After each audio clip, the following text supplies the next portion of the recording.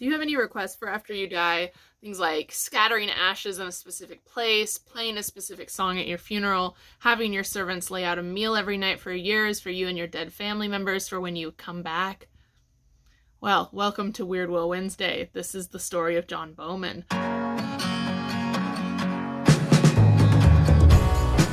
John P. Bowman was a successful businessman and a tanner who saved up his money and built a tanning business in Vermont from the ground up. He married the love of his life in 1849 and was even elected to the Vermont state legislature in 1851. When the Civil War broke out in America, John's company, which now included a tannery in New York, sold leather goods to the Union Army, and John made a fortune doing this. Not everything worked out for John, though. His first infant daughter, Addie, died suddenly in 1854, supposedly from scarlet fever. Sadly, later in 1879, John lost his adult daughter Ella, who was only 22 years old, and then his wife Ginny, only 6 months later. Just before Ginny died, she and John spoke about building their dream home, and with his family gone, John set about building it.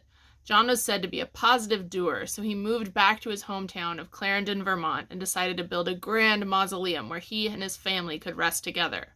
The locals were not so thrilled with this idea at first. John built his grand mausoleum, but he also greatly improved the local cemetery where it was located. Improvements included an 800-foot wall, 2 fountains, paths, shade trees, and more. All in all, it's thought that the locals did end up being very happy about the cemetery that their loved ones were buried in. It was so much more improved and more grand, so they didn't really mind the grand mausoleum which he built to entomb his family. John also went and built the dream house that he and Jenny had always wanted. It's a grand 2.5-story Queen Anne-style house, which is on the National Register of Historic Places. It had all the new and exciting luxuries of the time, like hot and cold running water, and all of the most in-style decorations.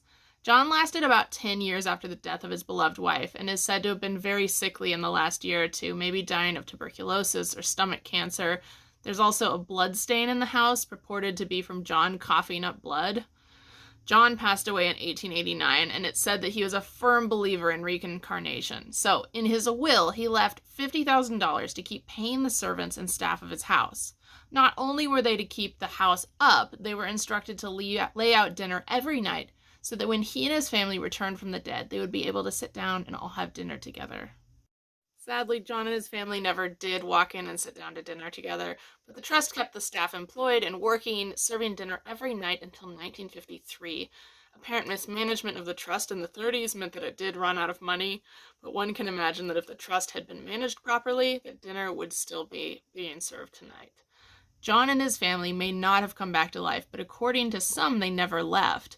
The house and the mausoleum are both supposedly haunted, so if you visit, maybe you can see the Bowman family sitting down at the table for dinner at night. Thanks for watching, and join us next week when we talk about the legendary Tupac going up in smoke.